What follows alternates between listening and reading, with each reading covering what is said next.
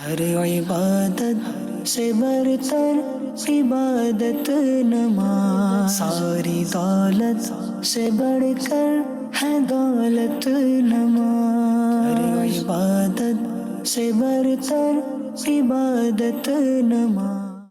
الحمد للہ رب العالمین والصلاة والسلام على سید المرسلین اما بعد فاعوذ باللہ من الشیطان الرجیم بسم اللہ الرحمن الرحیم الصلاة والسلام علیک یا رسول اللہ وعلى آلک واصحابک یا حبیب اللہ الصلاة والسلام علیک یا نبی اللہ وعلى آلک واصحابک یا نور اللہ۔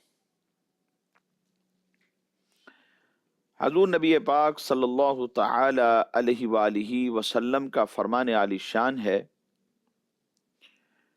زینوا مجالسکم بالصلاة علی فإن صلاتکم علی نور لکم یوم القیامہ، او کما قال علیہ الصلاۃ والسلام۔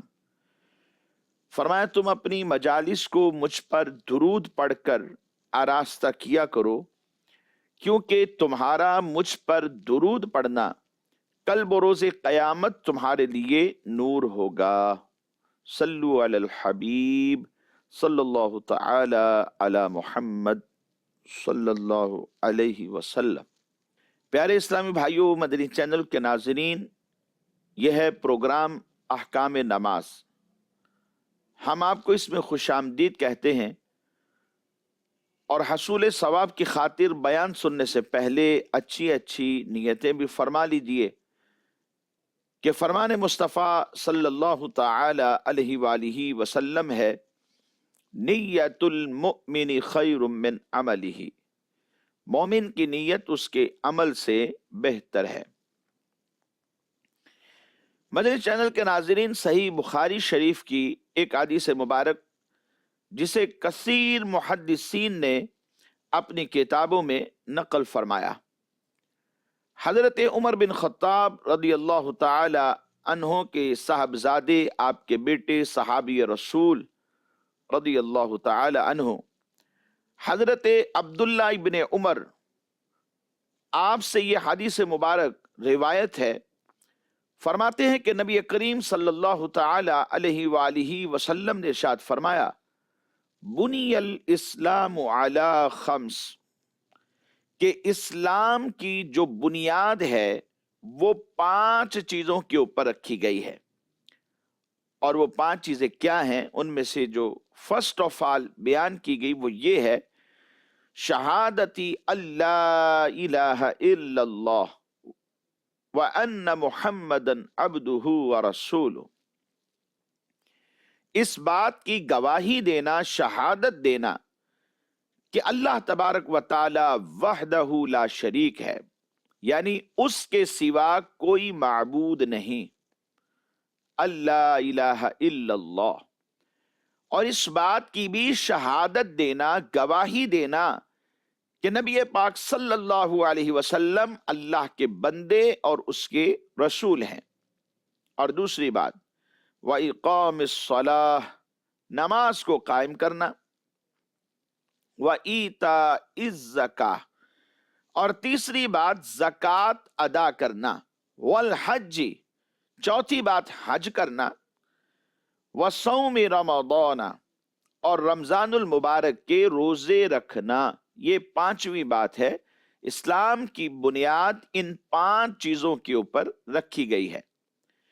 شارحین حدیث نے لکھا کہ اس حدیث مبارک کا معنی، مفہوم اور مراد یہ ہے کہ اسلام یہ مثل خیمہ ہے یا ایک چھت کی مثل ہے، اور یہ 5 ارکان جو ہے اس کے ستون ہیں، کہ جو کوئی ان میں سے کسی ایک کا بھی انکار کرے گا تو وہ اسلام سے خارج ہو جائے گا، اور اس کا جو اسلام ہے وہ منہدم ہو جائے گا۔ یعنی اسلام کی جو عمارت اس نے قائم کی ہے، ایک کے بھی انکار کرنے سے وہ منہدم ہو جائے گی، نیچے گر جائے گی۔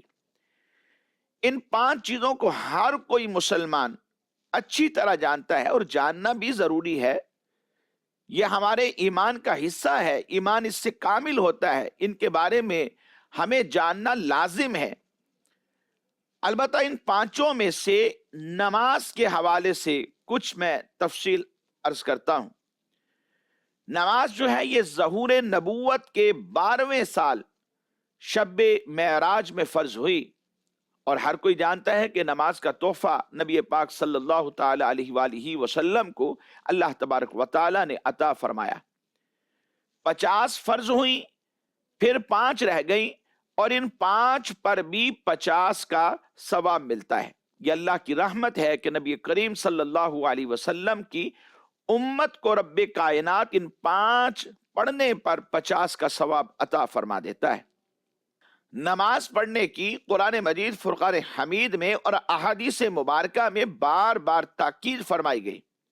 نماز ایمان کے بعد اسلام کا اہم ترین ایک رکن ہے۔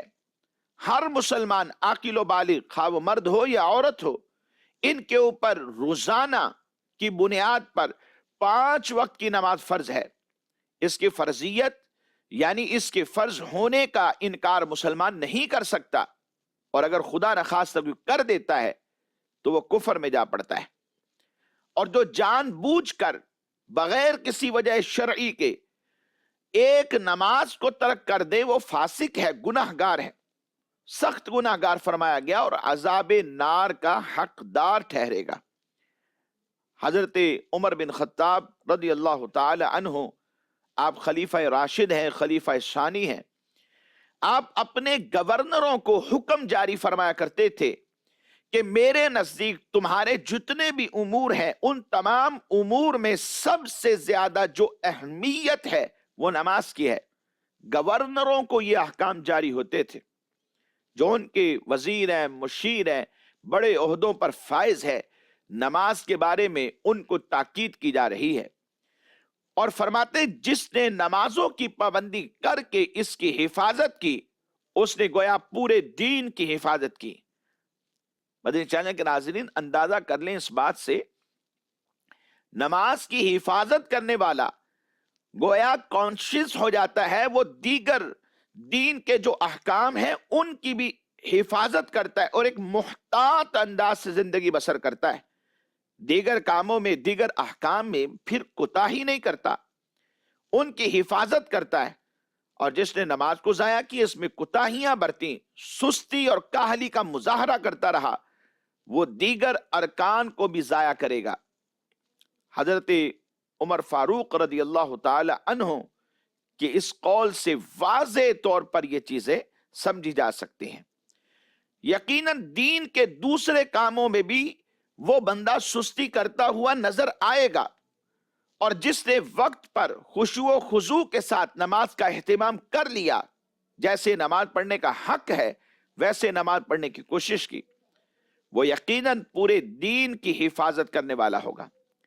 نماز کی اہمیت کا اندازہ اس بات سے لگائیے کہ اللہ تبارک و تعالی نے سورۃ المؤمنون کی ابتدائی آیات بینات میں جو کامیابی پانے والے ایمان والے ہیں، فلاح پانے والے ایمان والے ہیں، ان مومنین کی چند صفات کا ذکر فرمایا ہے، اور فرمایا قد افلح المؤمنون الذین هم فی صلاتهم خاشعون والذین هم علی صلواتهم یحافظون۔ یہ آیہ مبارکہ ان صفات میں سب سے آخر میں ذکر فرمائی، اور جو پہلی 2 آیات مبارکہ میں نے ذکر فرمائی وہ ابتدائی ہیں، اور ان صفات میں سے جو آخری وصف ہے والذین هم علی صلواتهم یحافظون ہے، ان صفات میں اگر غور کریں تو پہلی صفت خشوع و خضوع کے ساتھ نمازیں ادا کرنا ہے، اور آخری صفت اس کا تعلق بھی نماز سے ہے، یعنی نمازوں کی پوری طرح حفاظت جو کرنے والے لوگ ہیں وہ فلاح پانے والے ہیں۔ اس سے ظاہر یہ ہوتا ہے کہ ان جو صفات کا ذکر کیا گیا ہے جو فلاح پانے والے، کامیابی پانے والے ایمان والوں کی ہیں۔ نماز کا اللہ تبارک و تعالیٰ کی بارگاہ میں ایک اعلیٰ درجہ ہے، ایک مقام ہے، اور یہ کس قدر محتم بشان کام ہے۔ مومنین کی صفات کو نماز سے شروع کیا گیا اور نماز سے ہی ختم کر دیا گیا۔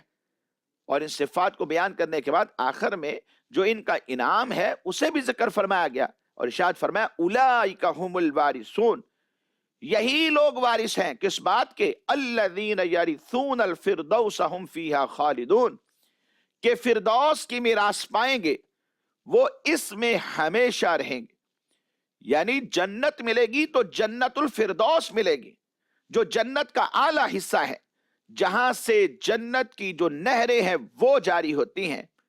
غرض یہ کہ جنت الفردوس کو حاصل کرنے کے لیے نماز کا جو اہتمام ہے وہ بے حد ضروری ہے۔ اس لیے مدنی چینل کے ناظرین، ہم سب کو چاہیے کہ ہم نماز کے بارے میں محتاط رہیں، اپنی نمازوں کی حفاظت کریں، خواہ وہ فجر ہے، ظہر ہے، عصر ہے، مغرب ہے یا نماز عشاء ہے۔ ہر نماز کو اس کے وقت پر ادا کیجئے، کیونکہ نماز وقت باندھا ہوا فرض ہے۔ اور قرآن کریم فرقان حمید میں اللہ تبارک و تعالیٰ نے یہ ارشاد فرمایا ان الصلاۃ کانت علی المؤمنین کتابا موقوتا، تو ہمیں وقت پر نماز کی ادائیگی کرنی۔ تو ہم سب کو چاہیے کہ اپنی نمازوں کا خیال رکھیں۔ آئیے مدنی چینل کے ناظرین، آج کے سلسلے میں چند ایک احکام نماز کو بھی شامل کرتے ہیں، تاکہ ہم ویسی نماز پڑھنے میں کامیاب ہو سکیں جیسی نماز اللہ تبارک و تعالی کی بارگاہ میں پسندیدہ ہے۔ گزشتہ سلسلوں میں ہم نے نماز کے فرائض کے حوالے سے گفتگو کی تھی، تو آج نماز میں جو سلام پھیرا جاتا ہے، یعنی نماز سے باہر آنے کے لیے السلام علیکم ورحمۃ اللہ کہا جاتا ہے، اس حوالے سے سلام کی سنتیں سماعت فرمائیے۔ نماز میں جب سلام پھیرا جاتا ہے تو 2 بار ان الفاظ کے ساتھ السلام علیکم ورحمۃ اللہ سلام پھیرنا یہ سنت ہے۔ پہلے سیدھی طرف سلام پھیریں گے تو یہ الفاظ کہیں گے، پھر الٹی طرف سلام پھیریں گے، یعنی سیدھی طرف پہل کرنا یہ بھی سنت، اور الٹی طرف پھر اس کے بعد سلام پھیرنا یہ بھی سنت ہے۔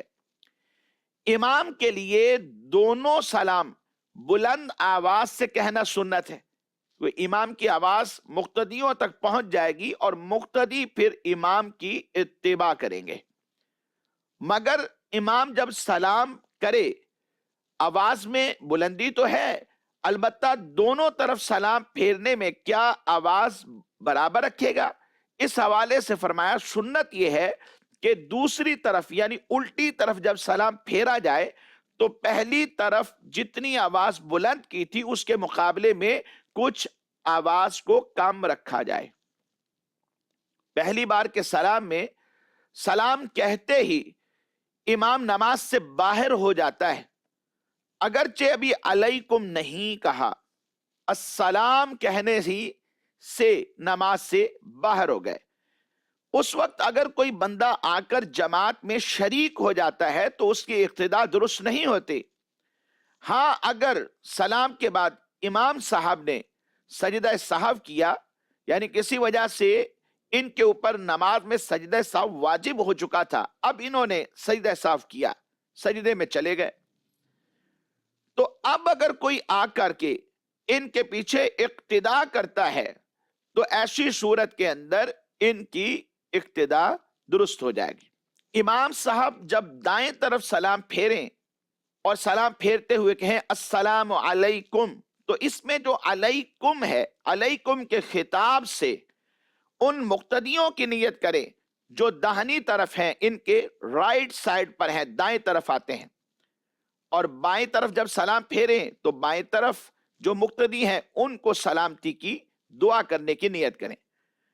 اور اگر کوئی عورت جماعت میں شامل ہے، جبکہ ہمارے ہاں تو منع ہوتا ہے، ہر کوئی عورت اپنے گھر میں نماز پڑھتی ہے، تو فقہاء نے یہ مسئلہ بھی لکھا، عورت کی نیت نہ کرے اگرچہ شریک جماعت ہو۔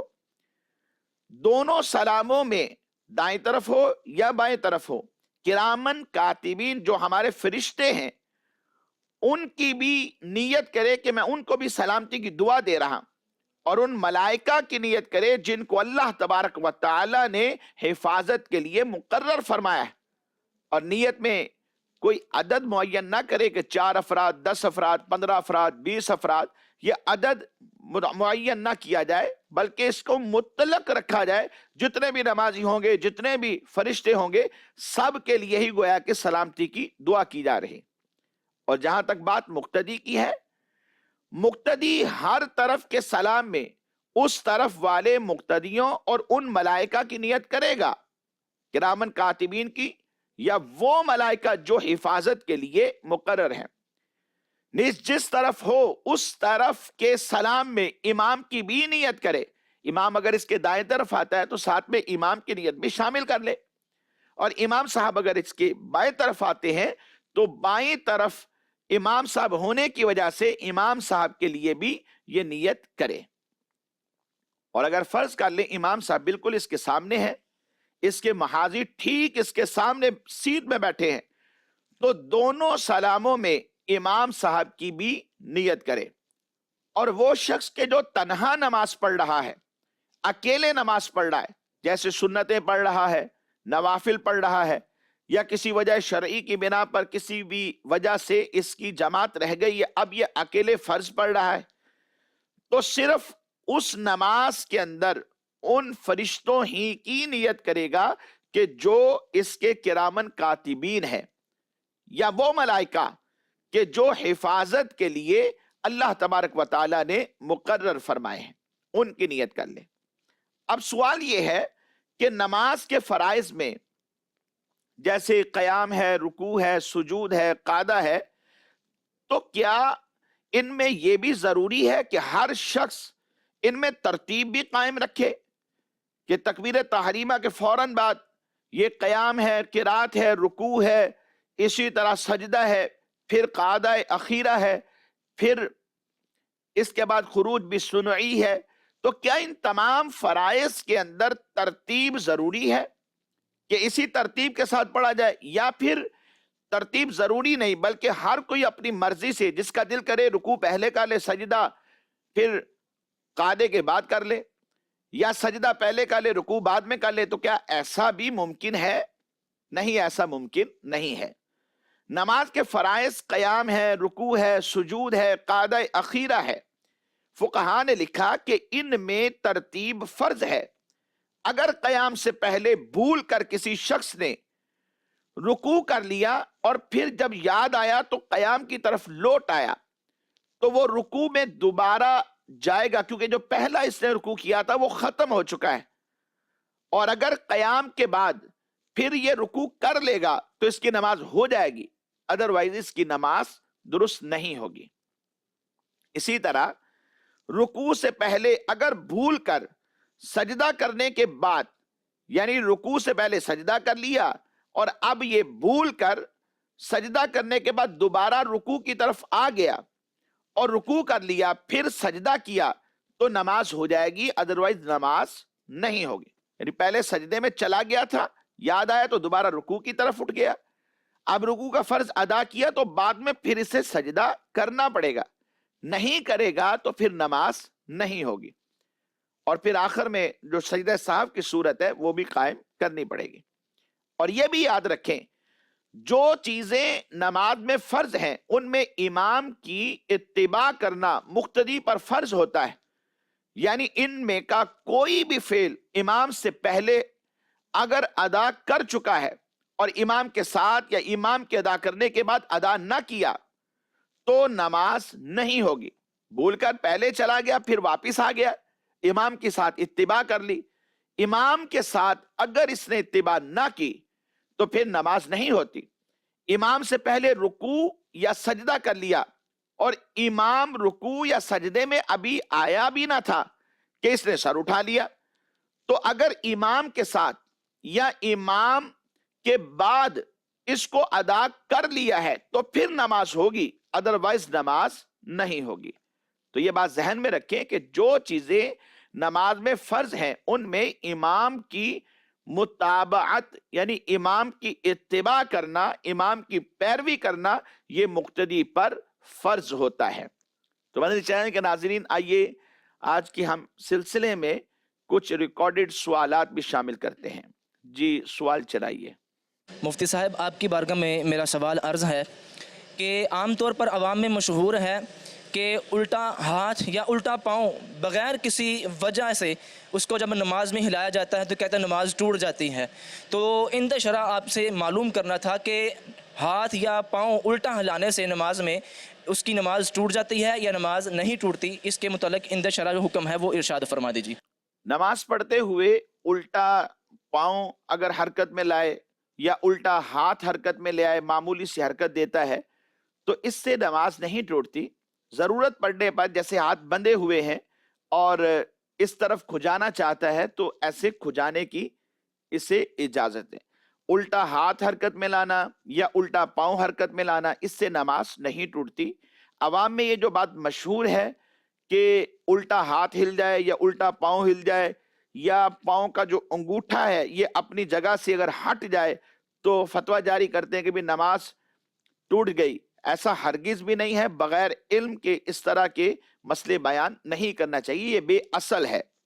ہاں اگر الٹے یا سیدھے ہاتھ کو ہلانا اس طرح پایا گیا کہ ایک ہی رکن کے اندر مثلا قیام ہے، اس میں ہاتھ کو 3 مرتبہ اپنی جگہ سے ہٹایا اور پھر حرکت دی، یعنی دوبارہ رکھ لیا، جیسے یوں ہاتھ بندھے ہوئے ہیں، ہٹایا، حرکت دی، پھر دوبارہ رکھ لیا، پھر حرکت دی، 1 مرتبہ ایک جگہ سے دوسری جگہ لے گیا تو یہ 2 مرتبہ ہو گیا. تو ایک رکن میں 2 مرتبہ کی اجازت ہے. اب تیسری مرتبہ اگر یہ حرکت دیں گے، اپنی جگہ سے ہٹا کے دوسری جگہ لے جائیں گے تو اس طرح عمل کثیر کہلائے گا. اور نماز میں ہر وہ عمل جو فقہی نقطۂ نگاہ سے، نقطۂ نظر سے عمل کثیر کہلاتا ہو تو وہ نماز کو فاسد کر دیتا ہے. ہاں ایسا ممکن ہے کہ ہاتھ بندھے ہوئے رکن ایک ہے، ایک مرتبہ ہاتھ اٹھایا، دوسری جگہ منتقل کیا، یہاں کھجایا، جسم سے جدا نہیں ہونے دیا، دوسری جگہ، پھر تیسری جگہ، فوراً ہی پھر اس ہاتھ کو باندھ لیا. یہاں ایک ہی مرتبہ اپنی جگہ سے ہٹانا پایا گیا تو یہ 1 مرتبہ کہلائے گا. تو 2 مرتبہ کی ہر رکن میں اجازت ہے. تیسری مرتبہ کرے گا تو یہ عمل کثیر میں چلا جائے گا، اور عمل کثیر فقہی نقطۂ نظر سے عمل کثیر نماز کو توڑ دیتا ہے. نماز پھر دوبارہ پڑھنی پڑے گی. تو اس بات کو ذہن میں رکھیے. یہ باتیں جو عوام میں بے اصل ہیں ان کو چھوڑ کر جو اصل حقیقت ہے اس کی طرف آنا چاہیے. مزید سوال چلائیے. مفتی صاحب کی بارگاہ میں عرض ہے کہ اگر کوئی شخص بھولے سے ثنا کی جگہ التحیات پڑھ دے تو کیا اس کی نماز ہو جائے گی، اور کیا اس پہ سجدہ سہو واجب ہوگا یا نہیں؟ تکبیر تحریمہ کے بعد ثنا کا مقام ہے. سورہ فاتحہ سے پہلے بسم اللہ اور تعوذ سے پہلے ثنا پڑھی جاتی ہے. سبحانک اللہم وبحمدک، یہ پوری ثنا آگے تک پڑھی جائے گی. اس ثنا کی جگہ اگر کسی نے التحیات للہ والصلوات یہ شروع کر دی تو یہ بھی ثنا ہے. تو چونکہ یہ مقام ثنا ہے اور مقام ثنا میں چونکہ التحیات پڑھ کر اس نے ثنا ہی پڑھی ہے، اس وجہ سے نہ تو سجدہ سہو واجب ہوگا اور نہ ہی نماز ٹوٹے گی. نماز بالکل بلا کراہت درست ہو جائے گی. مزید سوال چلائیے. مفتی صاحب کی بارگاہ میں میرا یہ سوال ہے کہ اگر نابالغ بچہ نماز جنازہ میں بالغ مقتدیوں کی امامت کروا سکتا ہے؟ اگر کسی نابالغ بچے نے نماز جنازہ پڑھا دی تو کیا فرض کفایہ ادا ہو جائے گا کہ نہیں؟ جواب ارشاد فرما دیں. اصح قول کے مطابق بالغ مقتدیوں کی امامت کے لیے امام کا بھی بالغ ہونا ہی ضروری ہے، اور یہ صرف نماز فجر، ظہر، عصر، مغرب اور عشاء یا دیگر نوافل کے اندر ہی ضروری نہیں، یا نماز تراویح میں ہی ضروری نہیں، بلکہ نماز جنازہ میں بھی یہ بات ضروری ہے. لہٰذا اگر اس بات کو دیکھا جائے تو نابالغ بچہ نماز جنازہ میں بالغ مقتدیوں کی جو امامت ہے وہ نہیں کر سکتا. یہ شرعاً درست نہیں ہے. البتہ اگر کسی نابالغ بچے نے نماز جنازہ میں بالغ مقتدیوں کی امامت کر لی تو اب یہاں پر اگرچہ کہ ان کی نماز، وہ جو بالغ مقتدی پیچھے کھڑے ہوئے تھے ان کی جو نماز ہے اس نابالغ کے پیچھے نہیں ہوئی، لیکن چونکہ نابالغ نے اپنی پڑھی ہے تو اس کی اپنی نماز ہو گئی. اس لیے فرض کفایہ جو مسلمانوں کے اوپر نماز جنازہ کا تھا اس صورت میں وہ ساقط ہو جائے گا. جیسا کہ فقہاء کرام نے صراحت کے ساتھ ایک جگہ بیان فرمایا کہ اگر نابالغ بچہ کسی میت کو غسل دے دے تو اس سے غسل میت کا جو وجوب ہے جو مسلمانوں کے اوپر تھا یہ ساقط ہو جاتا ہے. تو اسی وجہ سے فرمایا کہ نابالغ کے نماز جنازہ پڑھ لینے سے فرض کفایہ بدرجہ اولا اس صورت کے اندر ساقط ہو جاتا ہے، کیونکہ نماز جنازہ تو ایک دعا ہے اور بچے کی دعا بالغ لوگوں کے مقابلے میں جلدی قبول ہوتی ہے. تو چونکہ یہ ایک دعا ہے، بچے نے دعا کر لی تو دیگر کی طرف سے بھی ساقط ہو جائے گی. اب دوبارہ نماز جنازہ پڑھنے کی حاجت نہیں ہے. مدنی چینل کے ناظرین، ہمارے آج کے سلسلے کا وقت اختتام کو پہنچا. آئندہ تک کے لیے اجازت دیجیے. دعا گو ہیں اللہ تبارک و تعالی ہم سب پر اپنا فضل و رحمت فرمائے. آمین بجاہ النبی الامین صلی اللہ تعالی علیہ وآلہ وصحابہ وبارک وسلم. ہر عبادت سے برتر عبادت نماز، ساری دولت سے بڑھ کر ہے دولت نماز. ہر عبادت سے برتر عبادت نماز.